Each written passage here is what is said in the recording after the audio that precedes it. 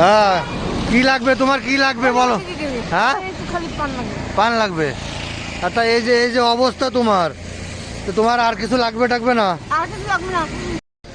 আজ কয়েকদিন যাবৎ দেখছি Khulna police line police training সেন্টারের বাইরে মেন রোডের কাছে এই ভদ্রমহিলা শুয়ে বসে থাকে আসলে।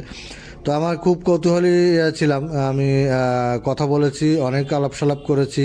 আমি ভেবেছিলাম যে সে পুরাটাই মনে হয় ভারসাম্যহীন, কিন্তু আসলে সেরকমটি না। একটু সমস্যা আছে, তার ফ্যামিলির সব খোঁজ খবর নিয়েছি, অনেক কথাবার্তা হয়েছে। সে মাঝে মাঝে আবার ইংলিশেও কথা বলছে, একটু ভদ্র ফ্যামিলির আমার কথা বলে যা মনে হয়েছে। তা 6 ভাই বোন, হাজব্যান্ড আছে, বাচ্চা আছে, ছেলে আছে 15-16 বছর বয়স। তো যাই হোক, আমার কাছ থেকে পান নিতে চাইলো, আমি পান কিনে দিয়েছি।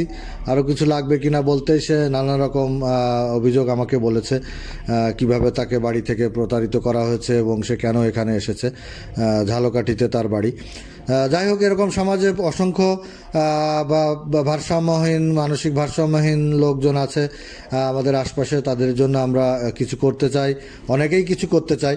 তো আমাদের নোরালক্সি ফাউন্ডেশন এ ধরনের কাজ অব্যাহত থাকবে, তাকে যথেষ্ট সাহায্য সহযোগিতা করার চিন্তাভাবনা আমরা করেছি। এবং খুলনায় অনেক মানসিক ভারসাম্যহীনদের জন্য সেন্টার আছে, তাদেরকে আহ্বান করব দয়া করে ওনাকে যদি আপনারা নিয়ে যে সেবা শুশ্রূষা দিতে পারেন, তাহলে আসলে উনি অনেকটাই সুস্থ হবে বলে আমার মনে হয়। যাই হোক, নোরালক্সি ফাউন্ডেশন এভাবে এগিয়ে যাবে। আপনারা নোরালক্সি ফাউন্ডেশনের সাথে থেকে যদি কিছু করতে চান এ ধরনের মানুষের জন্য, আমাদের সাথে যোগাযোগ করবেন। সেটা যে কোনো কিছু দিয়েই হতে পারে, কাপড় চোপড়, খাবার বা টাকা পয়সা, আমরা সব কিছু ওপেন রাখবো। আমাদের সাথে আপনারা একাত্মতা পোষণ করে এগিয়ে যেতে পারেন। নোরালক্সি ফাউন্ডেশন এভাবেই এগিয়ে যাবে সবার সহযোগিতায়। ভালো থাকবেন, সবাইকে ধন্যবাদ।